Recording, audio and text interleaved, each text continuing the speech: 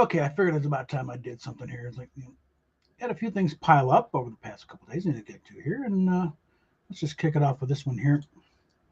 The one Star Trek actor whose return could save the franchise. Frankly, I doubt this at this point. This is not a needed actor needs change in production. Let's see. Star Trek movie franchise. This from Chad again.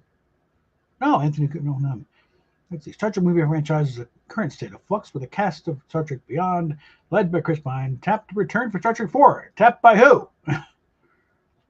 Doesn't count unless you got some contract signed, and nobody's even approached them before JJ had this little care brain. Oh, we're all coming back. We are. We haven't been told anything, so idiot. Given the understandable concerns about the cast's age after 9 years since Beyond, and reprising their roles in Star Trek 4, combined with a disappointing movie, yada. Franchise needs to consider changes to reignite the fan base. Creators could completely flip the candidate's head with an entirely new approach. Oh, that's worked so well. It was somewhat of an attempt to this in The Burn. That was idiotic. A little Kelpian boy screamed, and all the dilithium in the universe exploded. At the same time, it transcended the laws of physics, and distance. Somehow the scream went up through subspace, and the kid was an infinite improbability drive of emotion, just everything all at once. Boom. Guess that's how idiotic this show has gotten. And also complete misunderstanding of how warp drive works. No, you don't need dilithium to do a warp drive. You need dilithium to get past warp 4. If you're fine with putting along at maybe a max speed of warp 2, you don't need dilithium. You know how the science works in this show, yeah?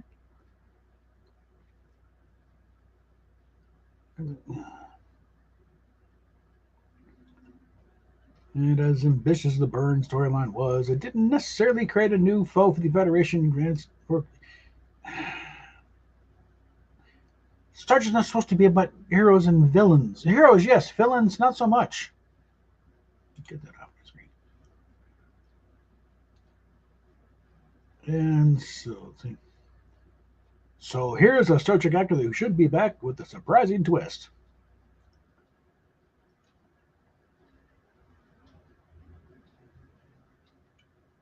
Yeah, there's the problem here that Ricardo Montalban died several years ago, and Cumberbatch is like, I mean, he's a fellow geek boy. I think the only reason he agreed to this because of the, one, he's a geek boy and also for a very big paycheck. But no, you do not bring back Khan. It was a mistake to go rehash of Khan anyway. Not just because of, but they wheeled out a comic book to try and fill it. This is why he doesn't look like Ricardo Montalban anymore. It doesn't look the least bit Hindu. They were originally out Benicio del Toro, but he balked and said, "No, not doing it. No, this is dumb. You had a better offer." Apart from Star Wars, because that he did show up for, but also it's just like CinemaSins did everything wrong with Star Trek Beyond or Star Trek Into Darkness. That my name is Khan. Surprise, but only for 9. The rehash of the Wrath of Khan worked because you had this backstory, not just with Khan, but also between Kirk and Spock. So when you get the little sacrifice of trying to jump, not wire the warp drive in a critical moment, and one of the guys died, it means something.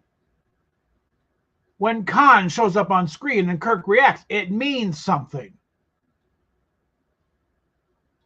And Into Darkness, Kirk and Spock barely know each other at this point. They never heard of Khan. Apparently, they didn't study their history at all either, because it's like, again, Khan Noonien Singh was a major historical figure. The Enterprise in Spacey, they didn't recognize him right away, but I'm sure there's something he's familiar somehow. And they, did a little poking, and it's, oh, that's why. In the end, MacGyver's knew who he was right off the bat. Of course, she's a ship's historian. But she, but she had the hot throat. She kept her mouth shut. But I know exactly who you are.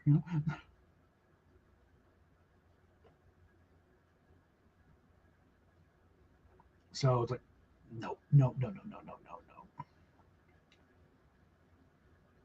If you're going to bring back Cumberbatch, give him something worth doing. Don't do kind of. But and also the fact you ruined your faith with Hey Daniel. You ruined your any kind of goodwill with the audience when they did that thing, when you basically lied to the audience. There was speculation that he's this guy's going to be Khan. It's, oh no, his name is Harrison. He's not Khan. Misdirect the audience all you want. Send it a wild thing, but when you blatantly lie to them, that's it. That's a violation of the bargain there. You never lie to your audience, because then they no longer believe a word you say at that point. So, and then no reason to trust you with anything. And that's why, and also the problem with movies is like a lot of people come in just for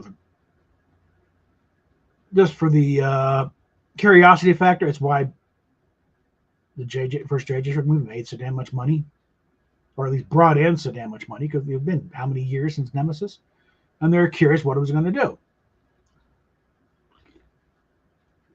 Well, we saw it. It wasn't enough to make a profit because of how expensive that damn thing was. That's what they don't want to talk about. That movie was not a moneymaker. It had to have pulled in $1 billion to have turned a profit. It didn't. It was on 3 times as many screens, and it barely beat out the motion picture when you adjust for inflation. That's not good.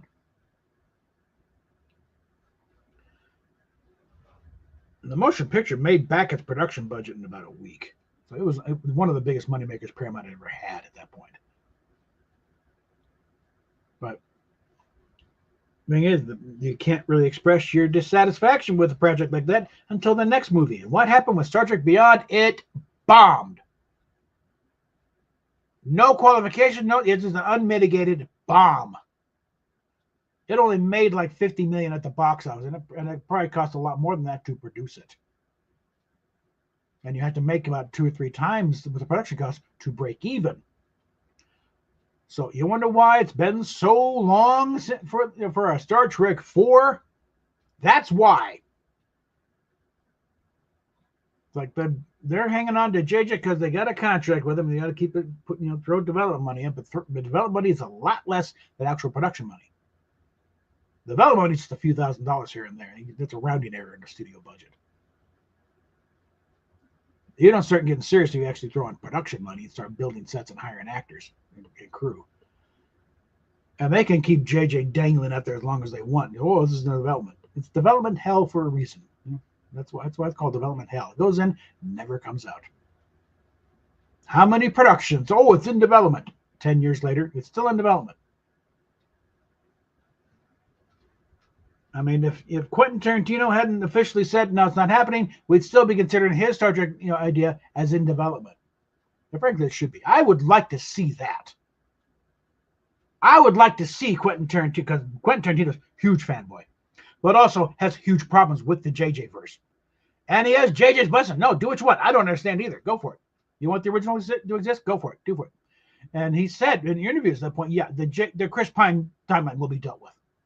Those were the exact quote. That was would be dealt with, which tells me he was going to wipe it out. And yeah, he also said he's not just a Star Trek fan, he was a huge William Shatner fan. Because one of them even noticed through his work, he would bring back these actors that he was fans of as a kid. When he did his CSI episode, he got John Saxon back there. John Saxon was all over the damn place back in the 70s. And certain actors show in Tarantino movies. It's like that.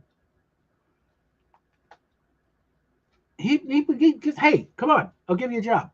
I'll give you something to work with. And he delivers. So I think it's a safe bet.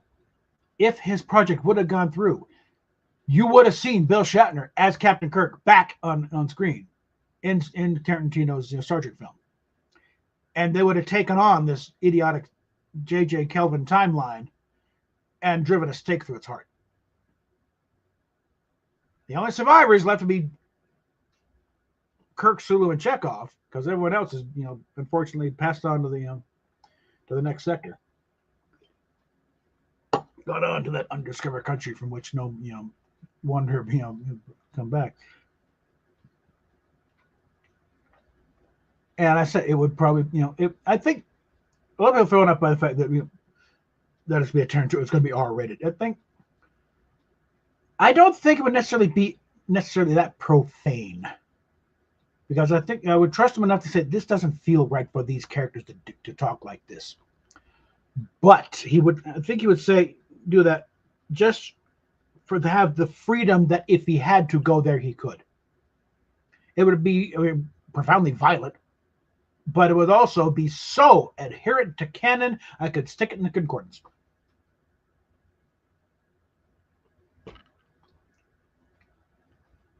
It might take some argument with Bijo, but no, everything fits. It worked. It's got it ties up this thing. But I would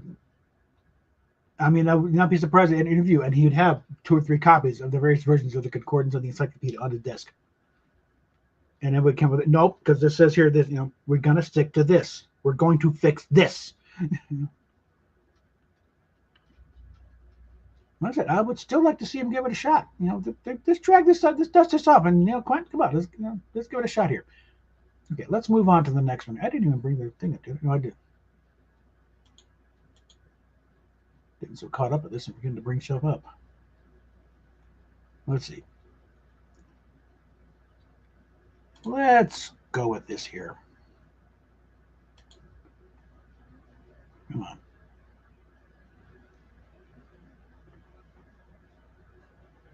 All right. Here's some chat again. We don't need Star Trek 4, and here's why. Coming out with trust, it's time to say goodbye to it. Okay, let's see what his take on this is. Star Trek 4 is an idea that may never be. It is supposed to be the next film in the Star Trek Kelvin timeline of films, which also includes Star Trek 2009, Star Trek No Darkness, and Star Trek Beyond. Beyond, the most recent of the films, came out in 2016. It's been nearly 9 full years since we've gotten the last film in this theatrical run. Frank is becoming more and more clear we don't need a 4th film in the series. Would we like a 4th one? Sure. Save for Beyond, I've ultimately found the films to be fun and engaging. Well, Chad, you got very low bars to clear. Not pure Star Trek at a time when we had no new shows that was good enough fodder for us to hold over. I disagree, because it's not to say it's like when with the first movie, we literally had not had any new Star Trek since the animated series, and no live action since the original series went off the air. So depending on how you're counting it, between 6 and 10 years since if you don't want to count, it's like, so there was, and it was literally, we're making our own fanzine stories. Fan films were spattering and varying quality, but it's like we were making our own stuff at that point. Now, we didn't even in 2009. You had, and home media was the whole different thing there. You had the original series on a DVD. You had Next Gen coming out, a DS9. Everything was available. Everything was streaming on like Netflix. So if you needed to start, there wasn't the same hunger there. It wasn't the same desperation for we need something. So, and again, the reason why people shut up for it, it wasn't really an endorsement of JJ. It was what's going on. It's like, look at this. And you got a lot of normies who came in and saw it. And, oh yeah, just like I remember. You don't remember very well, because this is nothing like the original show. All right. And we get further and further away from that era of movie, and more into the era of streaming. These films no longer have the same appeal. Yeah, because they suck. Shows like Star Trek Strange New Worlds have taken the same bombastic design approach to their show as the films did, but have done more to include the dynamic and awe-inspiring storytelling that the films lack, but were so important to the franchise prior to Star Trek 2009. All right. Star Trek, yes, Strange New Worlds. What they're doing, they're kind of forced to, because again, Star Trek is a creation of television. It's an ongoing series. Next week, you better have a new story here, and you with the same characters, unless somebody's got a contract and you're killing them off for that reason, or they do something else. But the format forces them into doing stuff like the old days. That's what you can't. Yeah, we saw what happened to Discovery. They had to vary from it, and it failed miserably. That show was continued on spite and contractual obligations. The second they could pull the plug, they did pull the plug, because it was not getting the numbers to keep something like that going. It certainly wasn't getting the fan reaction. And you got some diehards who actually like the crap, but most of it's like, this is idiotic. That's why when Lower Decks came along, like, okay, you guys are one of us. You know the language. You know how to speak it. You're kind of overdoing it, using the entire thesaurus, but at least you know how to do it. And, you latch onto that and having fun. I mean, it was a show made for Star Trek fans. You're damn right it was. Whereas Discovery and made for people who made by non-fans for non-fans. There's no way you can be a self-respecting Star Trek fan really and actually like Discovery. It's idiotic. I'm sorry. You gotta have these. Oh, I'm not going to probably start a fight with my kid sister because she likes it, but no. That show's done so much damage to the franchise. It's not even funny. All right. So, fourth film doesn't have the same need anymore. It's not like we're lacking for Star Trek content. We have plenty of it. Yeah, you could always tell me more on Star Trek, especially from multiple. Yeah, in fact, also since then, we got much better fan films. They're not just something. Again, the sets in the Star Trek Continue sets are going back up in Sandusky, Ohio, at the mall. They may be ready for they're going to be reopening any time now for use, and they are in a much better location too. Nothing against Kingland, Georgia. It's a lovely little town. Been got there a few times, but it has lack of the only other thing down there besides the Star Trek Continue sets is the Navy base over in St. Mary's, and they don't allow visitors. It's like you can only wander around the Walmart or the Home Depot before it's like, yeah, okay. It's a lovely little town. If I could have managed a job at the radio station there, I'd be there now. But they weren't hiring. And it was like so little. It's like I don't think they really had any real staff. It's like one person they're talking to them. We're not hiring anybody. So it's why I just wouldn't even accept my audition tape. Anyway, but the Sandusky Mall, on the other hand, again, this is not sponsored. I wish they would. Ray, call me. Okay. I'll run spots for you on a regular basis. But they're in a mall. It's climate controlled. The heat in the winter and air conditioning in the summer. They got a food court down there. The International Federation of Trekkies is right across the walkway.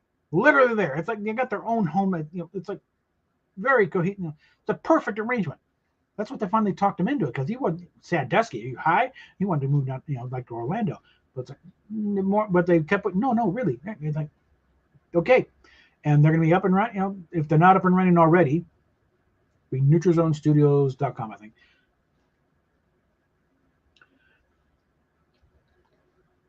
But yeah, $500 deposit. They have to approve your script. But you bring in your own stuff. They have some stuff on hand for use, but also to bring in your own stuff. And you can do your own professional-looking Star Trek production on incredible recreations of the original sets. I've walked those sets many a time. And while no, they do not, not the museum perfection you'll have in Ticonderoga, they don't have to be. They have to look good on camera. They really took the right approach. and how you want to make it look like the original series. This is how you make it look like the original series, because they even downgraded the film grain to the video, so it looked like it was done on 15 millimeter, 35 millimeter film back to '68. Now, on someone's hard drive, there is a high def version of Star Trek Continues. But it's like, you don't want to see the wood grain on the thing, and the fact that you push on that rocker switch too hard, it's going to go inside the console. No. And also, most of the point of they put it in the original 4:3 ratio. Because that's what those sets were designed for. Not like widescreen was a new thing in the movie making. But for TV, those sets were designed for a TV screen. And you switch into 4:3, yeah, it looks perfect. But yeah, you can get on those sets. And yeah, the approval thing is no porn. So sorry, producers of Sex Trek, you can't use their sets. It would be great to see it, but no, that's not a cleanup you want on the bridge, okay, or in those quarters. All right, back to this. Okay, why? Yet there remains a huge mystery of why Star Trek 4 just isn't necessary anymore, especially with the multitude of shows we've been getting. It won't be the same. Star Trek 2009 nailed the casting of who's who of major names that perfectly embodied the characters. Major names? The biggest names in that cast was probably Zach Quinto and Simon Pegg. Henry Cho only if you followed the Harold and Kumar movies. Chris Pine was a virtual unknown. Same with Zoe Saldana and Anton Yelchin. I mean, Bruce Green would have been, working actor for a while, but you'd seen, he was a guy in that thing. As we creep closer and closer to 2026, a full 10 years after the first film, Beyond, we're reminded that the cast is not just the same anymore. We're not talking about how everyone is pushing 50 or already 50. Yeah, Carl Urban also is like, but again, he wasn't really a big name. He'd been in some big movies, but he was not the star of Lord of the Rings. That's right. That's right. When you were supposed to, he wasn't even big in the group he was in. He was an underling to Aragorn. Yet these were supposed to be stories of a young Enterprise crew. No, we're talking about how the cast just isn't there anymore. Not all of it. Anyway, one key crew member of the crew, Anton Yelchin, is no longer with us. I have to remind you, Chekhov was only there for 2 seasons. Wasn't even there for the animated series. He was a little irritated at that. And again, they had this thing about, the regular cast. The only regular cast in the original series was Bill Shatner, Leonard Nimoy, D. Kelly. Everyone else was a day player, essentially.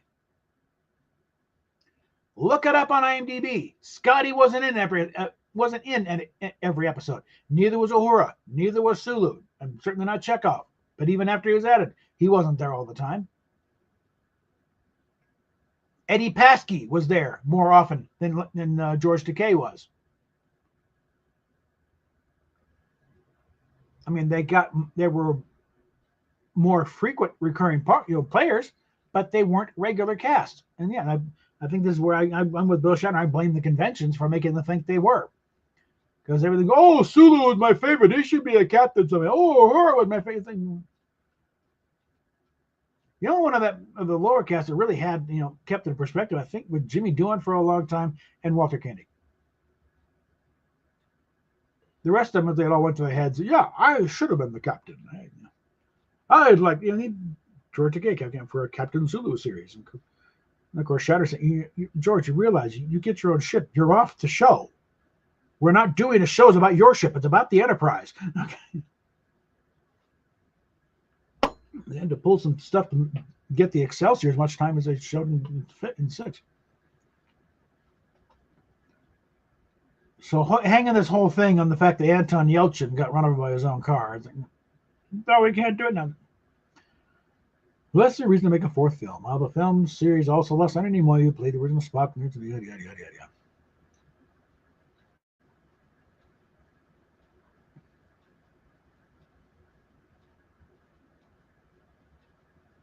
If you really have to address it, just say he was transferred.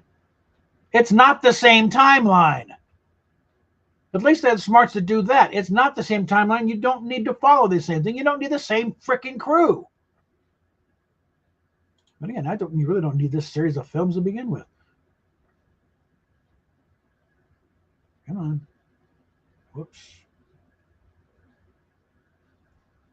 Trying to do things. Okay.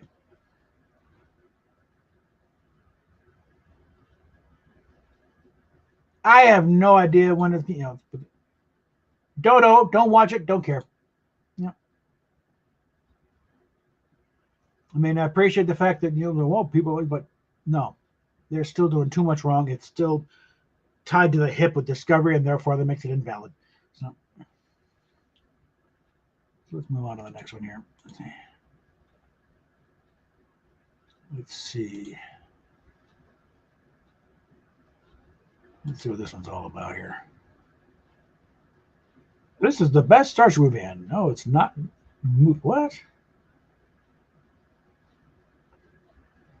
Okay, this is it's Chad again. Yeah, Star Trek is best when it's a television show. It has done It has done a great job with its main movies for the most part. Some of their best movies are among the best movies ever made. Some of their worst films, however, are equally as talked about, but for the opposite reasons. Yet, despite its best films, the best stories from Star Trek come from the television series. That's because there isn't an emphasis on spectacle. Star Trek doesn't do spectacle as well as a series like Star Wars. Star Trek is more of a slice of life exploration. It's a television show, okay? It's something that David Gerrold put in. Hell, I think it was an article, it was a column in Starlog talking about how the problem with or actually, I think it was in the World of Star Trek, talking about the difference between movies and TV shows. A movie, you pretty much have to, it is the most important event in these characters' lives. That's why we're making a movie about it. TV show, you can't do that. It's got to be important, but if it's the most important thing in their lives, then what are we looking at next week? You got to kind of drag it out. You can't just go big bomb. Then next week, what do you do for an encore? That's kind of where JJ hung himself up with the first movie. You blew up Vulcan. Where do you go from? And they had the colossally idiotic idea of trying to revisit Wrath of Khan. Badly. So that was just, Yeah, I've already made that decision. Let me move this over here.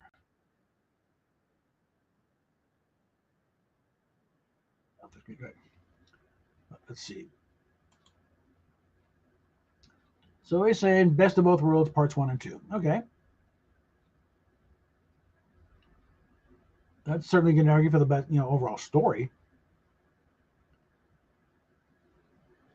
And it was, the first one they had done a season-ending cliffhanger for Star Trek. It wasn't a new thing for television, but it was a big thing for them.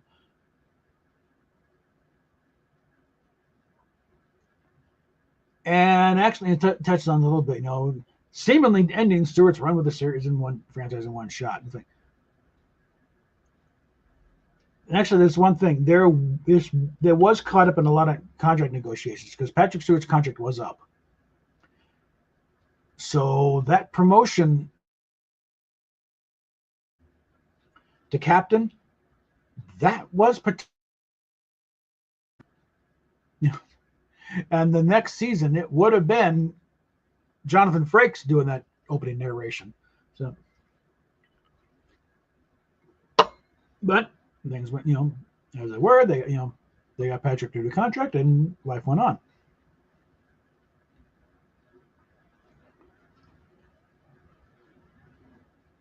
But best of both worlds, that was one of those where they, because television budget is such that you're allotted, it averages out.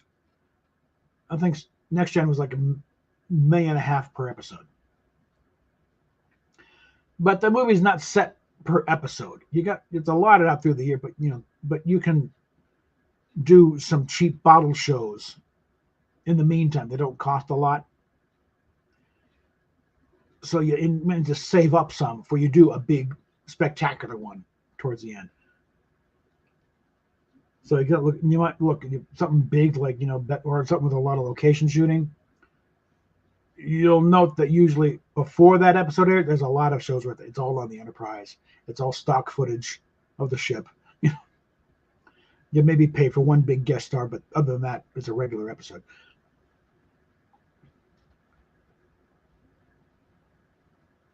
But there's also the difference is you had the regular cast. They're all in their they're all in the thing. So everyone was on their game. Where are we? Oh, it's over here. So let's hold on. Okay, nothing new there. Okay. Oh, this will start some fights. Let's see. 4 reasons why Star Trek is better than Star Wars. Yeah.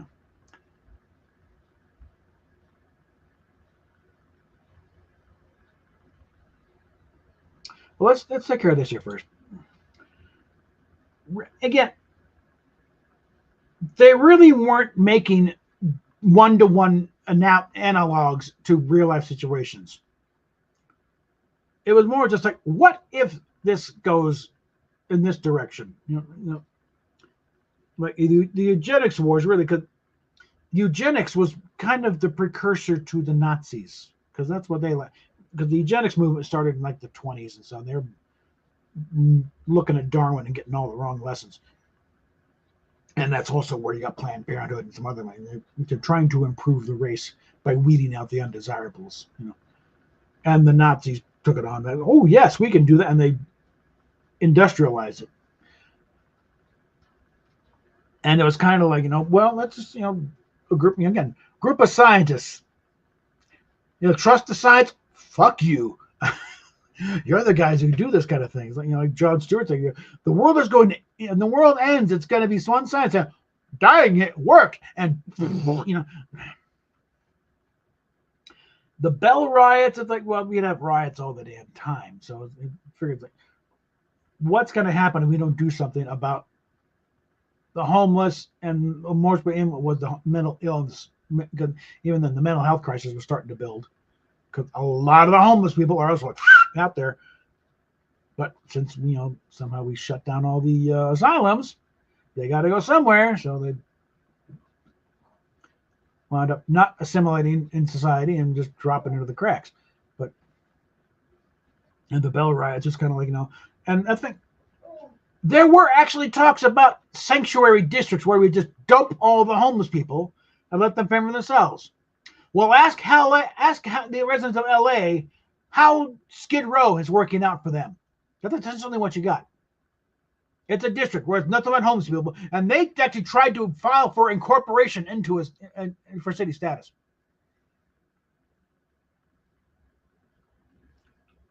And that's a key reason why Los Angeles is falling apart at the seams right now. There's probably one of these clowns that started some of those fires out there. But that's another issue. Okay, let's get back to this here. 4 reasons why Star Trek is better than Star Wars. Okay, yeah, that's gonna be one of those multi-page things. So, Gene Roddenberry created Star Trek the original series in '66. Wisdom of TOS was a space travel exploration in the 23rd century for a society of planets seeking utopian ideals of the United Federation of Planets. Yada yada yada. George Lucas created the original Star Wars film period '77. Okay. Similar to the 50s. Try the 30s. God. Just chat again. No, Anthony Cooper. These people have no sense of actual history here. Spaghetti westerns, not so much. It was Akira Kurosawa and Flash Gordon.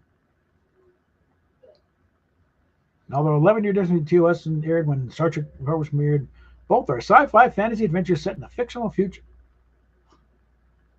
A long time ago in a galaxy far, far away.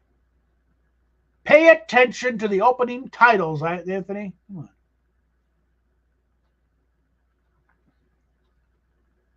Yeah, Trekkies and Star Wars fans alike claim again, there's a lot of crossover here. I've got phasers, I've got lightsabers. I got a Mandalorian helmet over here somewhere. I got a Vader helmet down here that makes noises. So no, it's not two separate, distinct groups here. There's a lot of crossover here. When I went to see Star Wars in the theater in '77, I was wearing a Star Trek shirt. Okay,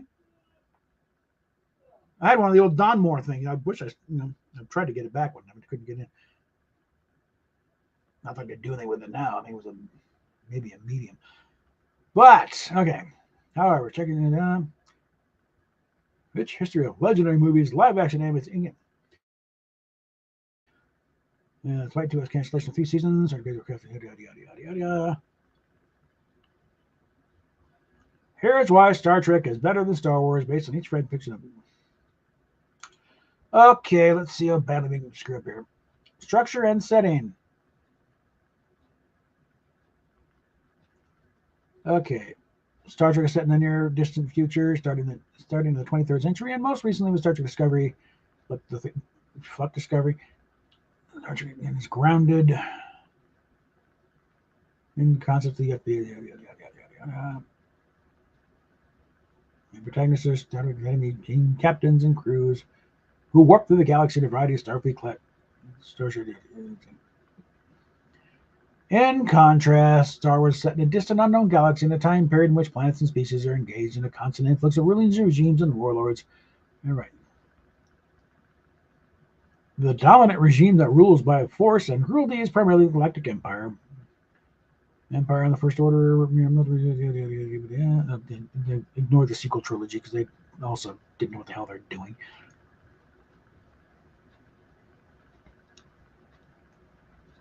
In terms of structure and stuff, again, also Star Wars is a creation of the movies. It's set up to be a series of movies. It's character development. Yeah, George was not a big character guy. Very broad strokes, but again, it's a movie. You do broad strokes and that sort of thing, especially with a big swashbuckling space fantasy. And you're only doing it within the context of the movies. So so the first 3 trilogies just have maybe 6 hours worth of character development. Whereas original series, you got 79 episodes looking at Kirk, Spock, and McCoy. Well, McCoy was in not in a couple of them. But Kirk and Spock were in every one of those episodes, so you got a lot of element there.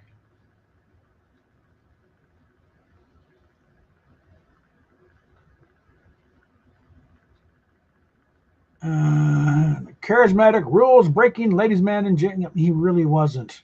Okay, you really need to dig a bit with there, Anthony, before you start making these little statements. Because Kirk was really a very much by-the-book officer back in the day. He only started flouting that, getting rogue when the book made no sense. But otherwise, he was very much by the book.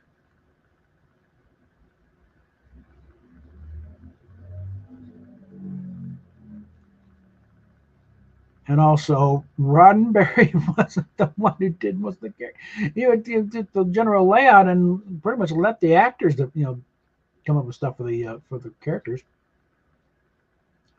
Because Shatner's made it no bones. He played Kirk as himself in that situation and delivering those lines he were given. But his reactions and stuff was pretty much as Bill Shatner would do. With given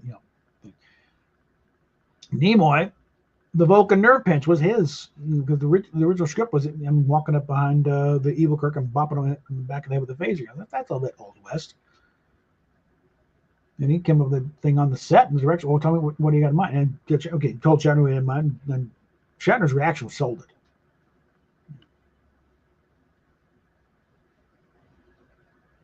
And again, with the Star Wars things, are really not character driven in the first place. He even made that point, when we were doing the Young Indiana Jones. It's like, television is character driven. You're following these characters week to week. The plot is kind of secondary. You want to see what the characters do in this plot.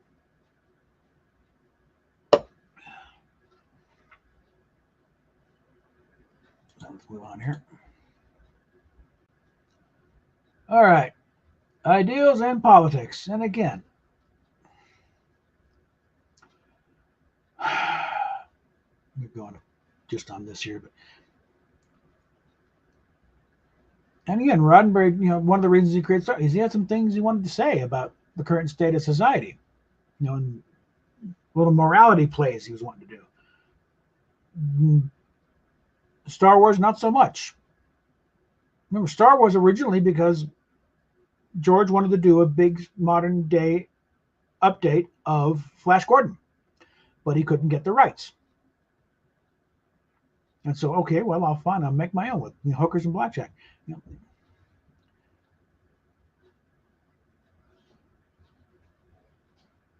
And like I said, the whole thing with this is going to take forever to stomp out. No, it was not television's first televised interracial kiss. Just earlier that year, Nancy Sinatra and Sammy Davis Jr. had a smooch on one of her specials on there. In 66, first episode of the Dean Martin variety show, Diane Carroll is one of the guests. She's sharing the screen with Dean Martin and Frank Sinatra. Both of them give her a kiss on the cheek at the end of her song. 4 years before Plato's Stepchildren, okay?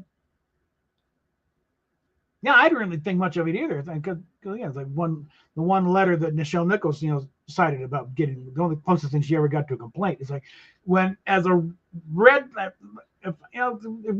American boy like Jim Kirk gets a pretty little thing like Uhura, he ain't gonna fight it. Okay. And that was actually not that far from what was actually on set, because the script originally was going to have Spock and Uhura kiss. And that, oh, no. Shatner's like, no. If anybody's kissing a shell, it's going to be me. I was saying,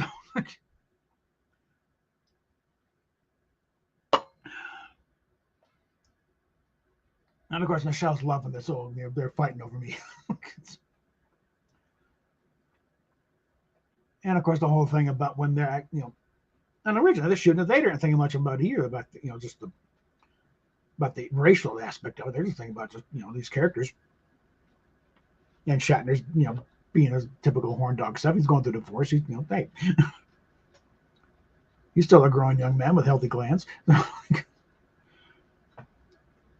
But when it goes to the approval back up to it's going beyond the studio up to the network. Hold it. The white guy's kissing the black girl. We could lose the southern stations on this one, so we better make sure and then suddenly the network heads are there on the day of shooting, and you got to come up with a compromise. It's like, okay, all right, how about we shoot it twice, one with the kiss, one without the kiss, and we'll see how it goes. And so they shoot it with the, and it's not really much of a kiss, and then they try to shoot it without the kiss. And Shatner kept, that didn't work right. That's, and he kept doing take after take after take, wasting time, and it's like, until finally it's like everyone's just so tired and exhausted. He does one kind of like the way they want it. Okay, great, print, let's go. So they get the one usable take they think they have of Kirk not kissing Uhura. They screen it in the dailies room, and Shatner's crossed his eyes. So he's got his eyes crossed.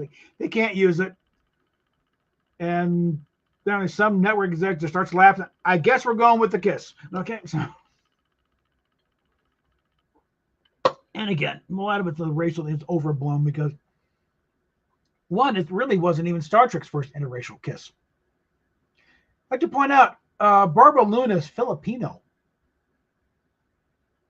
And Kirk certainly wasn't fighting it in Mirror Mirror. And for that matter, things you plot out, when the season did Elan of Troyes air, because France Nguyen is Vietnamese. And that was actually kind of a reunion of types because she was with Shatner in on Broadway in The World of Susie Wong. So that was kind of a little bit of a reunion bit when they did put her for that one. And it's like, now she was actually married to Robert Culp, and she appeared with him in a Twilight Zone episode. Did they do any smooching? So this whole thing about first television interracial, no, it might have been the first black and white interracial kiss on scripted television.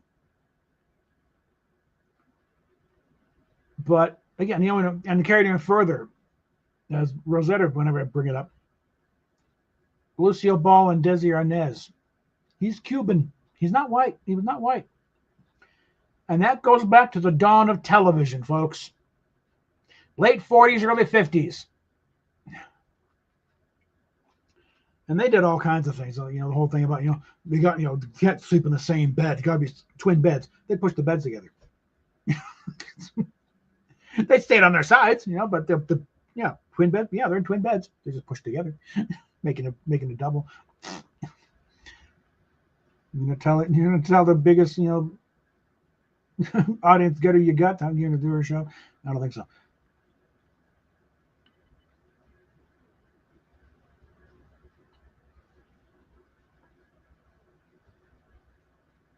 But it's like, this one is just kind of like, how do you philosophically? The closest thing you really got as far as Star Wars goes is, with very, very broad, cartoony strokes of government. The Force is probably the biggest grown-up thing, and it's really just George Lucas's, just what is religion boiled down to its bare essence. It's belief in some kind of supernatural force that kind of controls everything. Call it God, call it Allah, call it Krishna, whatever. It's And he said, like, here's the thing, like, everyone's got a different piece of the elephant. And this is boiled down to it's an elephant. And let's see, the last one here, what's he saying? Cultural influence. Okay, this one's going to be a fight, but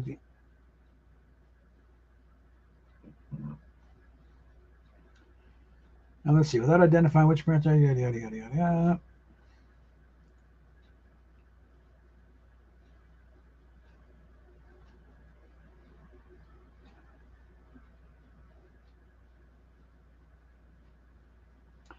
And again, you also things like this also kind of miss a point of, like, George Lucas has kind of made it plain that without Star Trek, there wouldn't have been a Star Wars. When Rod Roddenberry did his documentary Trek Nation, he eventually managed to get to Skywalker Ranch and do a little audience with George Lucas, and talked about how yes, a lot of Star Trek did go into influencing how Star Wars was made.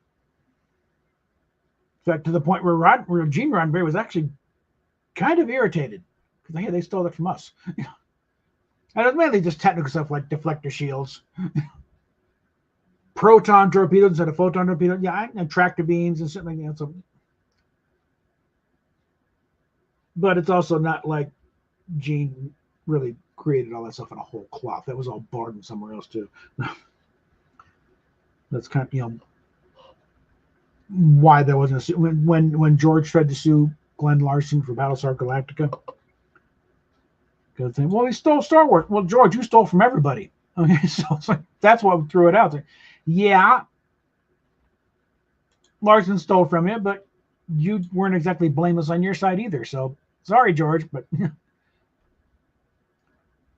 okay, let's see what else we got here.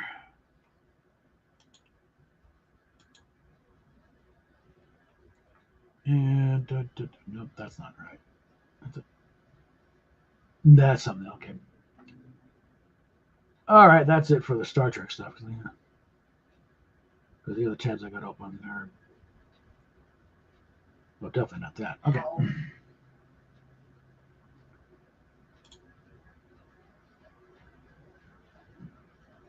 fact, where is that? What the hell is that doing up?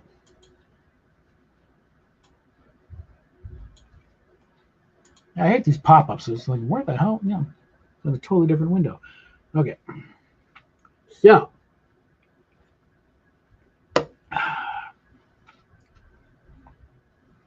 that's the thing. It's like, by the 70s and 80s, it was no longer a big deal. Because we grew up where it's like, okay, so they look different. Big whoopee deal. No one looks the same anyway. Yeah. And that's why I hear a lot, from by the 90s, we pretty much had it figured out. I mean, yeah, there were still a few holdouts, but institutional racism was gone. It was really just pocket. And when you came across it, there were laws in place to stomp it out. We'd pretty much gotten there. Yes, we finally figured it out. But the professionally outraged couldn't have that because that's where they that's where they get their money. By keeping the fight along, by keeping the struggle, getting people to contribute to their causes, And if the cause is done, it's like what like with gay rights, when the past same-sex marriage, it's now legal. It's like that for a lot of people, okay, we won. We can go back to our lives. But again, the professional outrage, but we got to keep going. It's like, this is our job. This is our work. What do we do now? It's like, and these people are too stupid to have a real job. So they start finding other things to advocate for that get further and further off of the norm until finally, seriously? No. That's where we're getting into the trans thing. It was never a significant amount of people. Really, it was like less than 0.5% of transsexuals, and they really didn't want to be bothered. Like, their whole thing was they wanted to be a part of normal society. That this is like Buck Angel fully acknowledges biological female, never claims otherwise, but in order to try and live, because it's so dysphoric about own body, it's like when didn't try, do the medical stuff till he was in the 30s.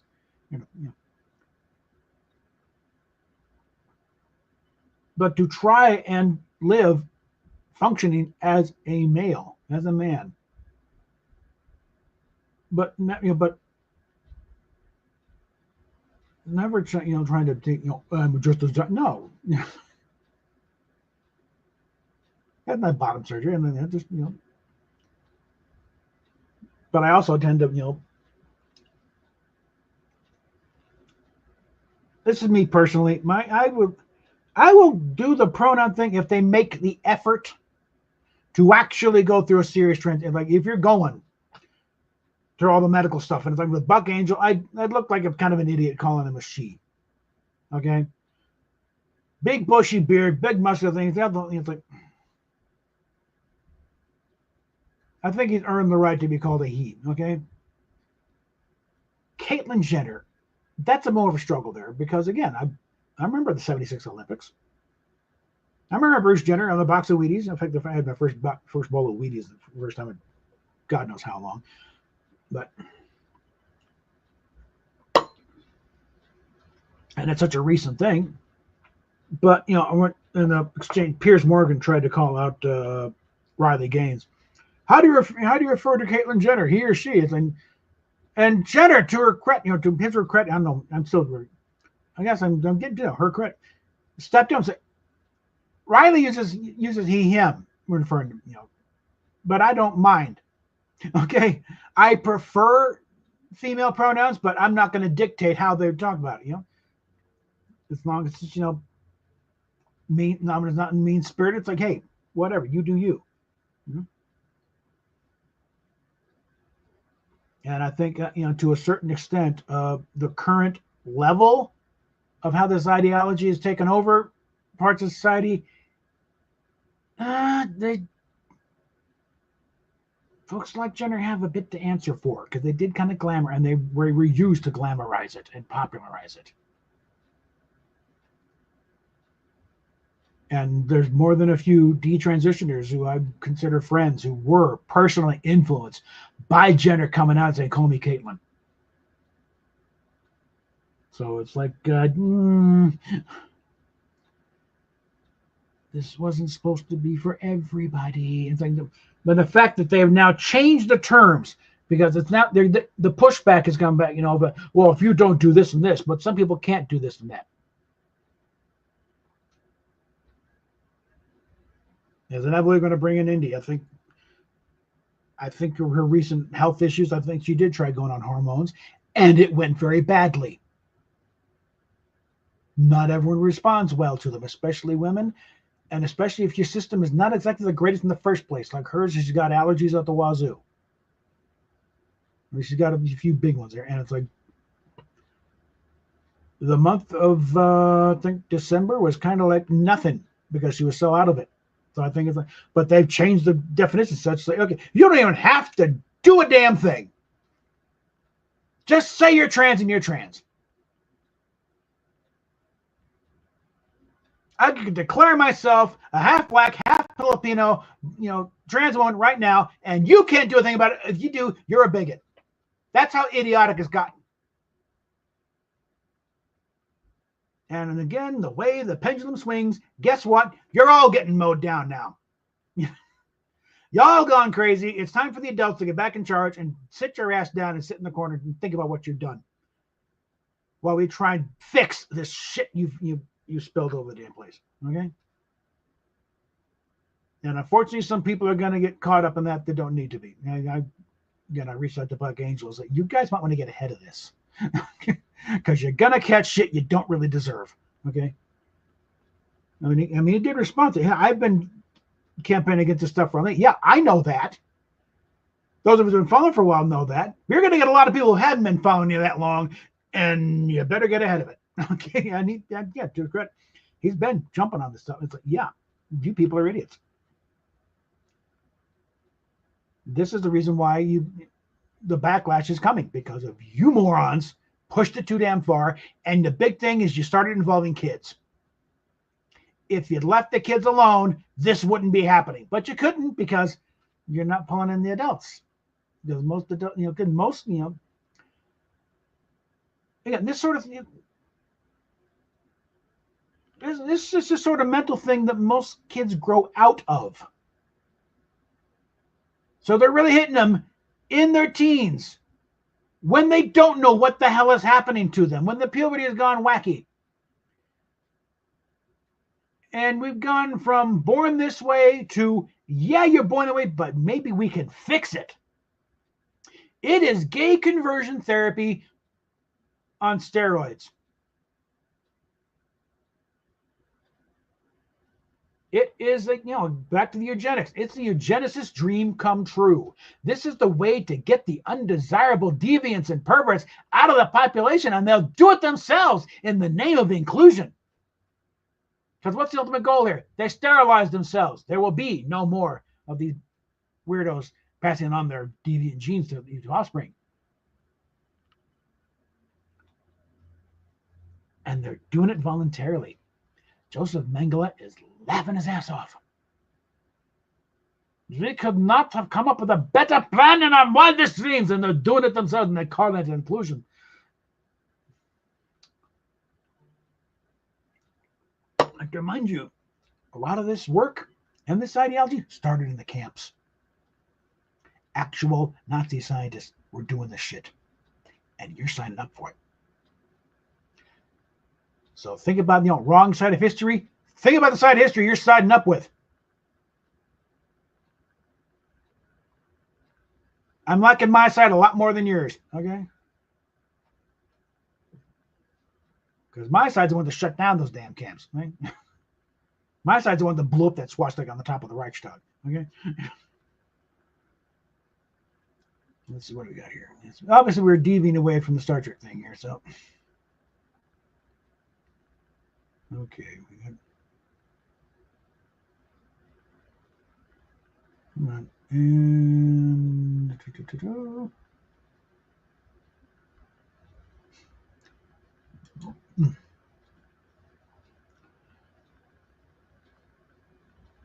But it's like. I actually just watched this thing, Brett Cooper, the latest one, about how Gen Z is like just. They're starting to come around because, but They're handicapped at the point they grew up. It's like a lot of it is a social media explosion. It's like, and in college during the lockdown stuff. So there's been no point of developing any kind of social skills. Everything they do is online with fairly anonymous voices coming through. They don't know how to talk to real people face to face. They'll text each other sitting 2 feet apart. They don't know how to go out and meet people. They have no dating skills. They're like, what the hell's going? That's why they're not. It's like alcohol is down this group. Why? Because they don't go to clubs. They don't go to parties. Because there were no parties or clubs to go to because everything was shut down. And we've got a generation of dysfunctional people that have no social skills whatsoever. Again, another lesson for season 3 of Star Trek Picard. It's the old fucks like me coming to the rescue, and the rattled up old ship does not connect to anything. Because the young kids have all fallen to what can only be called a social contagion, where they all start to think alike. We are the we are the Borg. Resistance is futile. Fuck you, resistance is futile. Sit back, Junior. Let us show you how it's done. Okay.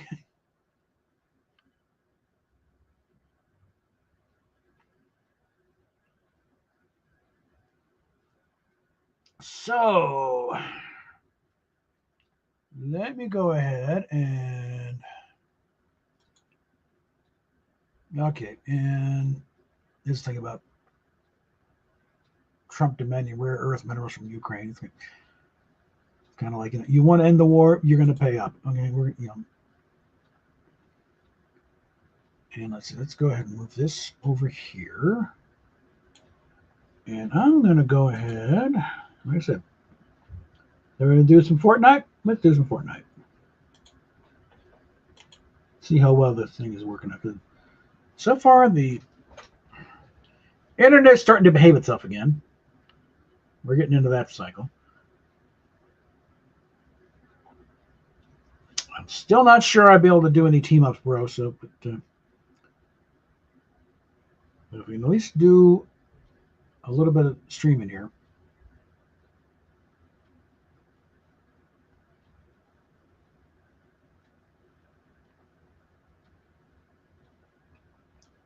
Let's go ahead and, whoops. I already got the link out there, so.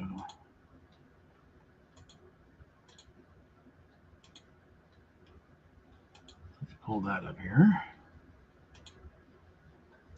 As it starts to boot up. In the meantime, any questions?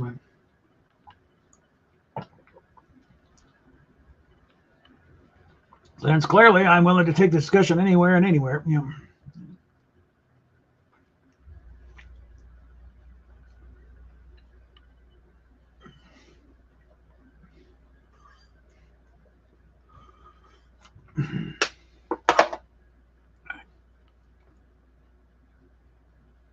And again, the question again, those macho things like just off there, so I know not to try and drink from me anymore, but also to so it's not rolling around on me. It'll stay put.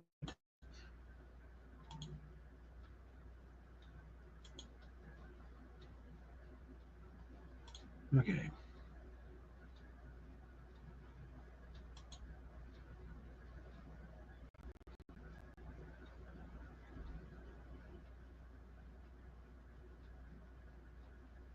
All right. Anybody in Texas? There's a bill going for being put forward, HB 2258. The Vulnerable Youth Protection Act places a civil penalties on a 20-year statute of limitations on providers who knowingly assist with social and medical transitioning. So, if you in Texas, support that bill. This is the kind of legislation we need to counter this crap. Because so far, they're thinking that nobody's being held accountable.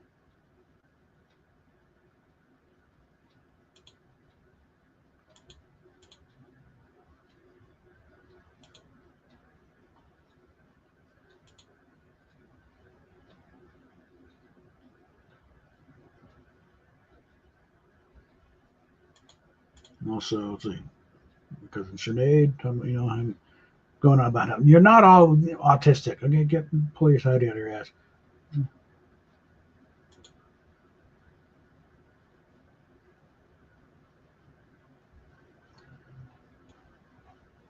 Like I said, my feed's all over the place and all that stuff. All right, so let's get back into here. And let's take a bit of a break from the pontificating and the. Well, yeah, this might take a minute, so I'm going to go. Oh, well, it's home and I'm live streaming. You wait it. Yeah, come on. Think I'm talking to myself in here? All right. Take a step away for a break, so I'll go get the oven started so I can start the pizza. And back in a bit here.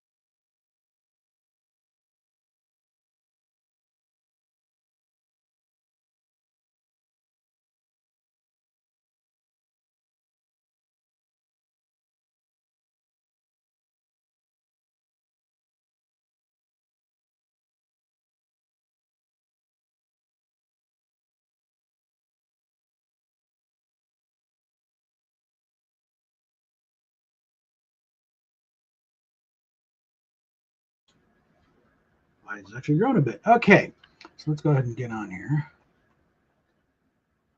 Where is the...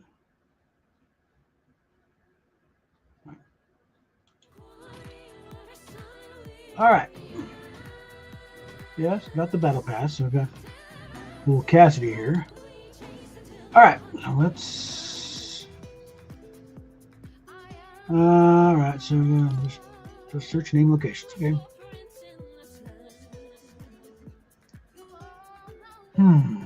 I got the map taken care of.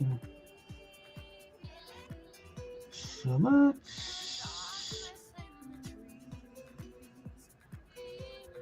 let's start at the Wolfie hideout here.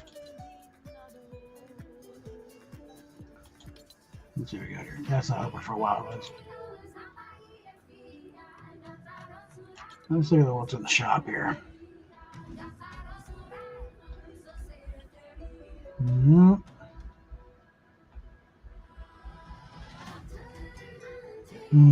Okay.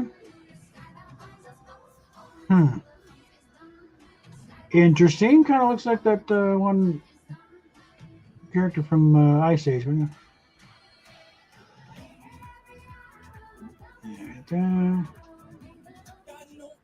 Got it. No. Okay. I guess this is in celebration of the Westminster Dog Show.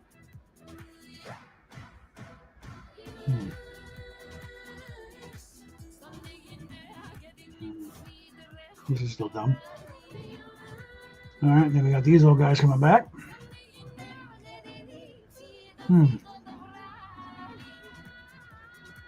And okay, well, that kind of fits the theme of what's going on here. So,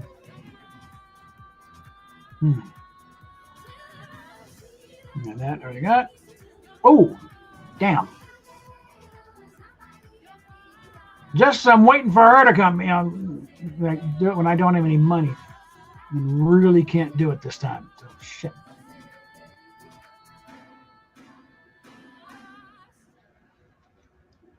I did get the Ninja Batman, though. I'm just not sold on Harley. There's another version they were doing. Nope. Avatar. Like, really, it's Fern Gully with a big budget, okay? It's like the movie made $1 billion because it was the spectacle of going to the 3D that good. It wasn't because anyone was really enamored with the storyline, because there was no real storyline. It was Fern Gully beat for beat.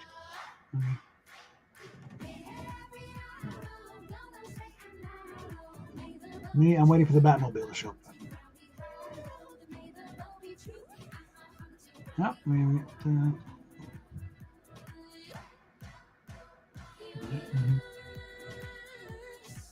this is a big item shop. No, not gonna keep the monetization as long as I can here, if I haven't already blown it. Huh. What do we got here? Not that I'm buying anything, because I'm,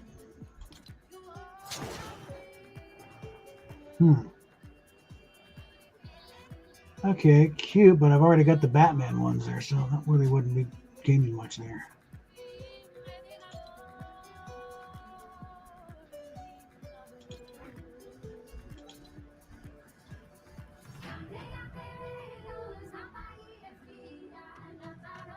What's the Marvel one? Oh, Iron Man. That's it.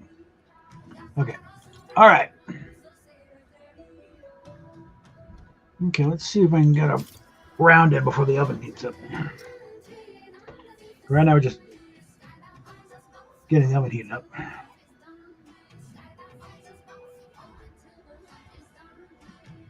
Let's see if we can see what's going on. Got this one, and just 2 more there, and I get him, and we're done with that. With the OG stuff. As far as the current battle pass, though, still in the first round. Is that the backlink? Okay. And then, that's a bit of a show-off move, but okay. That's that. Oh. Okay, it's a rework of another one, but I like it. What's this one? Mm-hmm. Okay, let's go ahead and get back here. Oh, no, wait. How long I go before I can get some V-Bucks back here? Okay, next round. Oh, I can do it now, actually.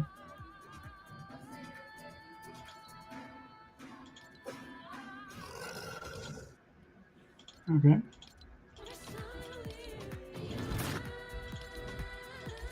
We'll start getting some V-Bucks back pretty quick. Yep. And there's the big star of our Mortal Kombat collab. Here, try it again.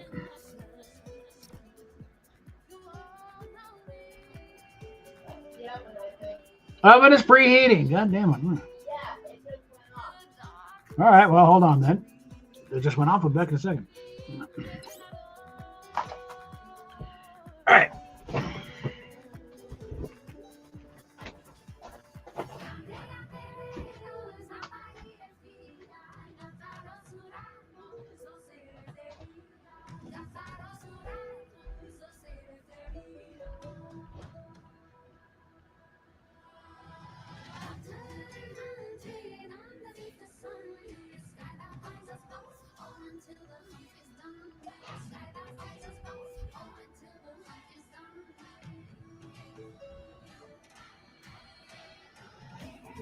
For 24 minutes.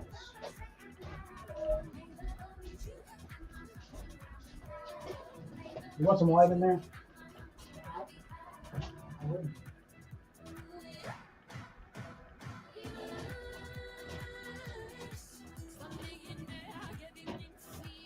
All right.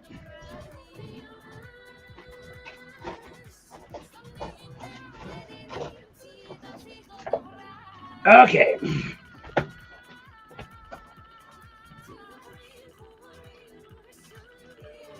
All right. Try it again here.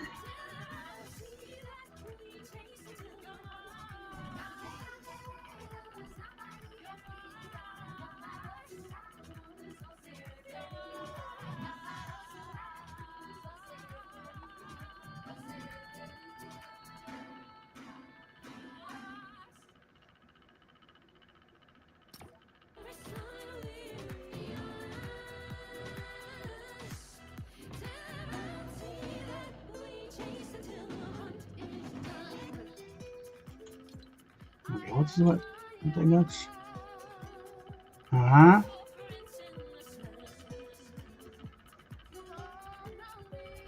Yes, now you can actually get in the train. Do a legitimate, train robbery. Let's see, we got that. We're not going to watch the video. I do like this one. I'm going to get to her.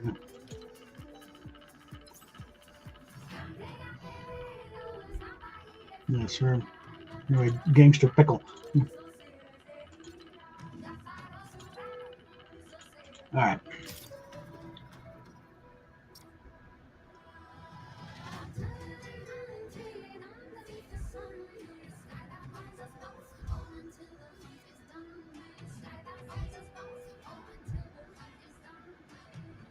All right.